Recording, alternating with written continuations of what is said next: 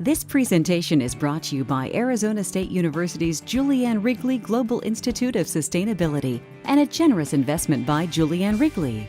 Wrigley Lecture Series.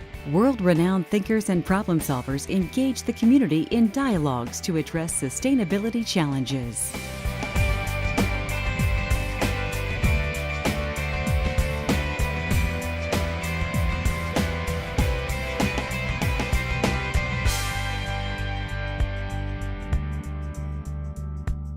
I wanted to just start out. This is sponsored by the Stardust Center for Affordable Housing. And affordable housing, this is a question that came up earlier when our class, Jason met with our Living Building Challenge class, is the whole idea of the cost premium of doing a living building, and is it something just for the wealthy? And you showed some examples of that.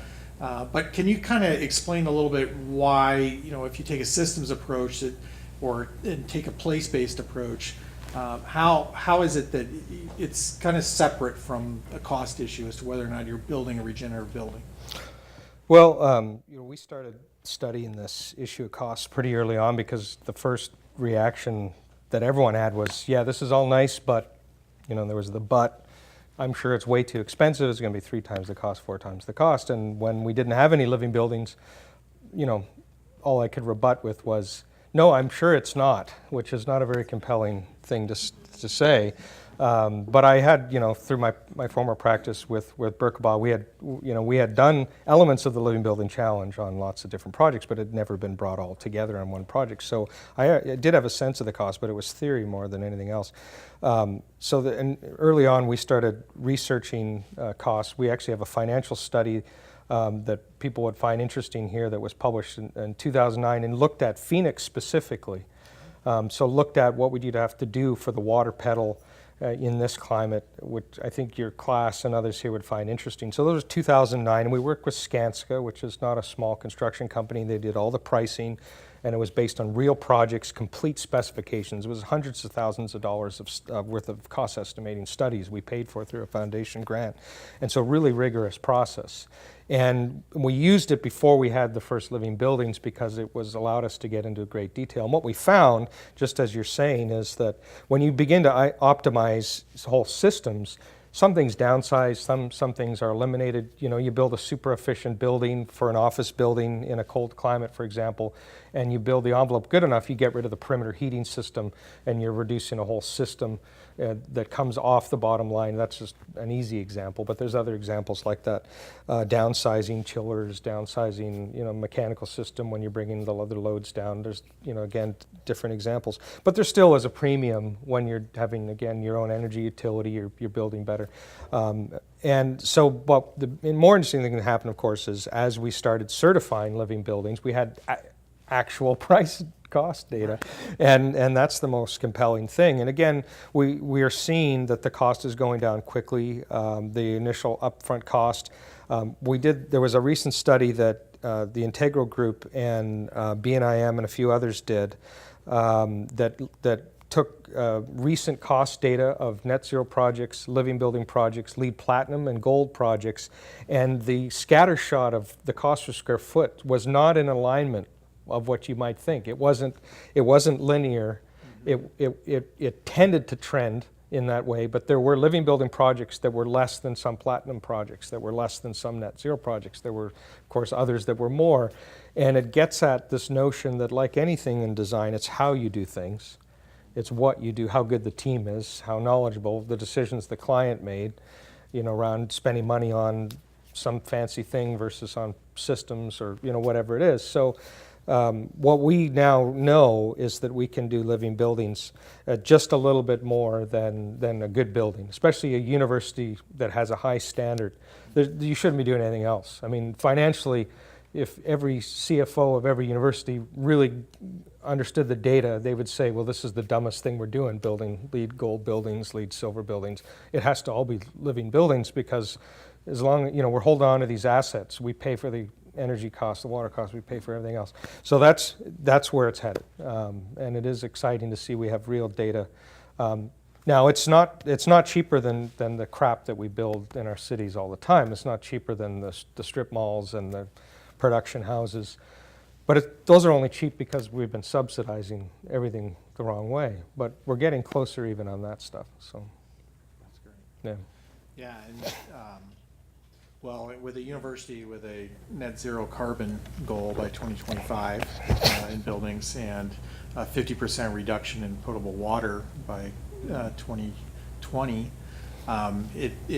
it makes a lot of sense. Yeah. And and it'll get us to those goals. So it'll help us get to those goals. So I'm going to start with these questions from our 12-year-olds. Oh, that's good. They're the most important people in the room, and probably the wisest. So, first one is: can you touch on the technology needed to have water reuse, sanitation, and storage in a living building? Yeah, and I'm doing a lot with water now at different scales, and normally the challenges we face with water, just so you know, is not the technology; it's the grown-ups. So we have problems with the regulatory environment where we're challenged to do what we are promoting. It was a Living Building Challenge, I think, as you know, was illegal in every state in the U.S. when I launched the challenge. So we had to help change the water laws and regulations and get pilot exemptions, and a lot of that's still ongoing. So, the water systems, there's a lot. I mean, some of it's very simple. We're promoting that people work within the water balance, that we're collecting rainwater. We're always make sure that human health is taken care of. We insist that there's water quality testing and that there's appropriate treatment without chemicals. So in my own house, you might find this interesting. So I'm building a house right now, and it's in my county, it's the first, in fact, it's one of the first anywhere, rainwater only. I'm off the water grid completely, so I had to convince the health department, the building departments in both the county and the city. Had to end up writing in my own ordinance to get city council to pass to allow me to do it. But I collect all the rainwater off my roofs, and that's 100% for all my water, potable water, everything. I have composting toilets where we're making soil. And then I have UV lights and carbon filters and testing for making sure that the water is great quality. And rainwater is distilled water. It's beautiful water, but when it sits in a tank, magic things happen. Right. When you invite life back into a system, so that's why you have to make sure that it's is treated before you drink it. And it's the same system we have in the Bullitt Center, so people come in and use that water. So I'm happy to share more about any of this stuff to the class at any time, guys. So. And for those of you who are not as familiar with the Living Building Challenge, it's not just a certification. It is an advocacy program as well. Yep. So there are things that, when they're illegal, it requires you to go and take whatever steps you can, short of filing lawsuits, to try and appeal and get government approval to do certain things. And it also keeps you on your toes, right? Because you have to show that this stuff actually works. So it's neat in that it's not a rating system. It's not just a certification. It's a whole. It's actually a sustainability solution in itself, because it takes in the social, the economic, and the design aspect of it, the environmental aspect, all into one. It's a movement. So our other question from the young student group is, with an old abandoned building, what kind of steps do you need to take to make it a living building? And thinking about this is what you got going on right now. Yeah. So in that particular building, we did a test of what's in the building. Of course, we've got lots of lead paint, and we have asbestos and all sorts of magic stuff that we used to put in everything, right? Step one, well, after we figured out what's in there, is we're going to be abating it, making sure that those materials are not in the building anymore. And then it's a trick in terms of honoring this is a National Trust building. but honoring that building in terms of its architecture and how it was built, but also in, bringing it up to standards for obviously all the lighting is going to be LED lighting, and we're going to have to, when we replace the windows, replace them with better windows that meet historic profiles at the same time. We're going to try, be insulating everywhere we can with the non-toxic insulation. We're going to be using radiant systems for comfort because it's going to be harder to make it as perfect of an envelope as doing a new building. So we don't want to heat the air as much as we want to heat people and surfaces. So there's things we do, right? Just, you can do all these things. It's how you do it. It's not a prescriptive path. You've got to figure out the right solution for the given project. Okay, whose question was that? It's a good question. All right, great. Did you get some notes? Okay, good.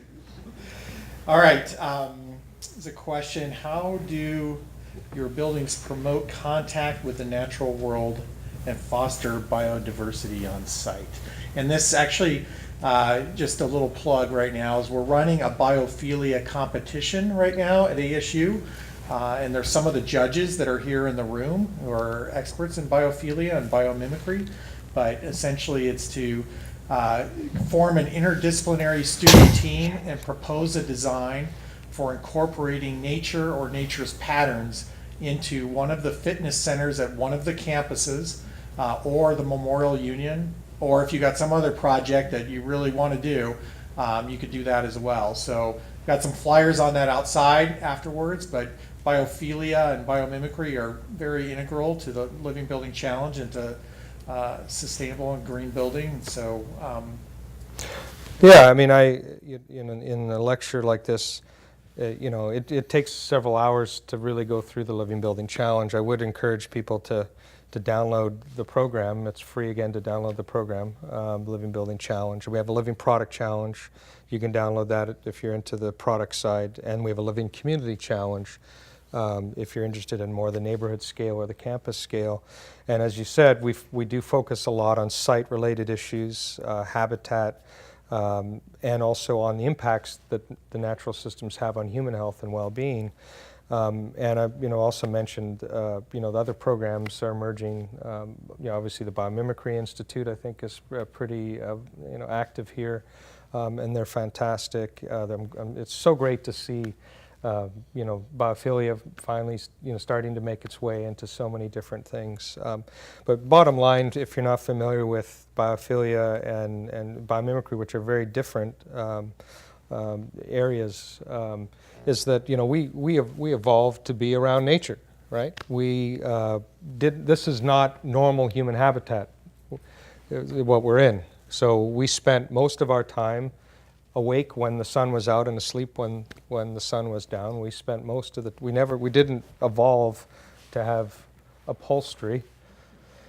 And so people that sit too much develop health problems, which we know. I mean, the best thing you can do for your health is to be outside, to be exercising, to be in nature, psychologically and physically. And the Well-Building Standard is a new tool that's out there that people can look at that gets at a lot of these issues.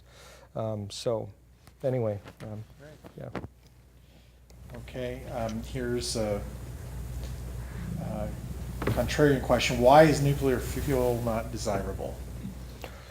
Oh man, that's a big subject. But it's, first of all, I could say that it's completely unnecessary in terms of now what we're able to do with true renewables. I think that any technology that requires vigilance on generations not yet born for hundreds and thousands of years is an immoral gift to be given to a future generation. That's great. So it's an intergenerational issue. That's it. And sometimes it's today's generation if you happen to be in Japan. Do you have examples of how students have been able to convince their university to build a living building? I think there probably are examples of that, because we do have living buildings, but examples where they, I should ask some of the deans and the heads of the schools where we're seeing these, and now I'm curious whether there was their students needling them, or whether their professors were needling them, or whether it was their idea. At Yale, I mean, all the institutions where, we're doing something at Antioch College in Ohio. We're starting a living building project there. Very progressive little, college. The students want this stuff, right? And the schools see it as a way of attracting students that care, that want to be in a school that has these values. So in that way, at a minimum, the people that are building living buildings on campuses, Georgia Tech, where we're doing a living building in Georgia right now, their students want this. I would say, the administration is embracing this now there, which is exciting. But now I'm curious to poll them and to find out where is the leadership coming from. And yeah. So the Georgia Tech one is underway then? They're in design right now. Okay. And great. Good. Well, and I would encourage all the students out here, just ask. You would be surprised at what happens at ASU and at any educational institution when you ask. Students are listened to. I get emails sent to me. They get filtered down from the president's office every week. They come from students or community members or staff members. All you do is ask. You know why universities should do this too? We're seeing you can raise more money from wealthy donors quicker by doing something that is world class. That's right. And when you go to a donor and you say, do you want your name on this average building? Or do you want your name on one of the world's greenest buildings that is completely healthy to be in and students will learn better in? And wouldn't you like your brother's, sister's, uncle's, father's name on that? And so that's, it's a reason. Yeah, it'll get you there. And we'll do one here at ASU, right, Patty? We're going. You're doing it. Okay. Let's see. Has the Living Building Challenge worked in any way to directly educate the medical field? That's a question. It's a tough nut to crack, the medical field. I mean, we've certainly, and of course it's a big field. We have had a lot of folks attend our seminars and our conferences that are from different aspects of the medical field. Definitely a lot of professors that teach at institutions show up. There's no living building hospitals that exist. There certainly is pockets of innovation in these areas that we see, but some of the most unhealthy buildings possible are in the medical realm. Some of the most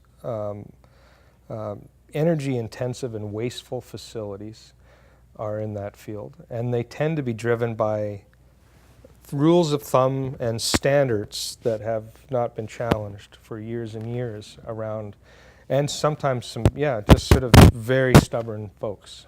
Mm-hmm. I would have to say. This is being recorded, this part. So, how many people in the audience have known somebody who went to a hospital to get treated for one thing and then came home with something else? Yeah. So I know several years ago, we used to own a green building supply store, and one of the products that we carried was marmoleum. It was natural linoleum, and they were finally having some success getting into hospitals. Yeah, where vinyl's the standard. Yeah. Yeah, much healthier way to go. The great thing is the researchers are discovering how much quicker people recover from surgery when they're in rooms with daylight, when they have views, when the air quality. I mean, some of it's very obvious, but you'd think, but instead we design hospitals that are not living buildings, they're dead buildings. Yeah. Yeah, I believe there was a study in Texas regarding views, daylight and views, and that patients that were given a room that had a view to a more natural setting, to some kind of green space, that they actually received their medicine correctly more often than others, that the nurses essentially had a higher rate of dispensing the wrong medication in a room with a patient that didn't have any view or daylight. It was quite a study to hear about. So it's not just the patients themselves, but it's actually the people that work in the hospital that are impacted by the building as well, which they spend the most time there. So, okay, all right. Did you want to follow up on that? Yeah. I was just wondering what it is you intend to do about, I hesitate to call it the necessary evil, but for example, medical research, right? You have all those big fancy machines and all the chemicals and all that stuff, and it takes a lot of energy, and it requires a lot of chemicals, and some of that has to be mined. Yeah, some of it's just not great to get your hands on, but you have to do it to advance, certain fields of study. What do you propose? A complete refocus and a shutdown of all those things, or do you propose general community buildings don't use it, but for research purpose? How do you propose to do it? Well, every building type can be better than it currently is. First of all, there's when hospitals. I mean, we've worked in laboratories, we've worked in hospitals, and there's a lot of waste that is not anything but bad design, right? And if you look at the best hospitals and the best labs and compare them to the worst, they might be doing the same damn research, but might be using twice as much energy and water. So even just getting the facilities that we have up to best practices is a huge improvement. And then you mentioned equipment that we plug in. There hasn't been much incentive for the manufacturers of hospital equipment to be Energy Star rated or that kind of thing. But over time, that needs to become a push, that we need to make sure that all plug loads in a building, all equipment loads, they need to do their job. They need to provide the services we need them to, but they can be designed more efficiently.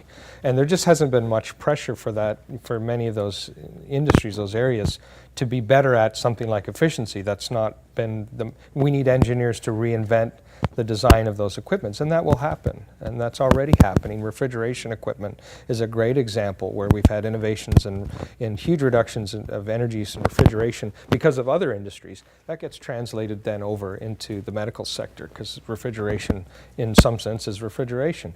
But you get onto the more specialty equipment. The first time you have a new device, the inventor's goal wasn't to make it energy efficient. The goal was just to make it bloody work, So it takes time, right? And so I think there's so much room for improvement. So that's the first answer I give you anyway. We could keep talking about it, but sure.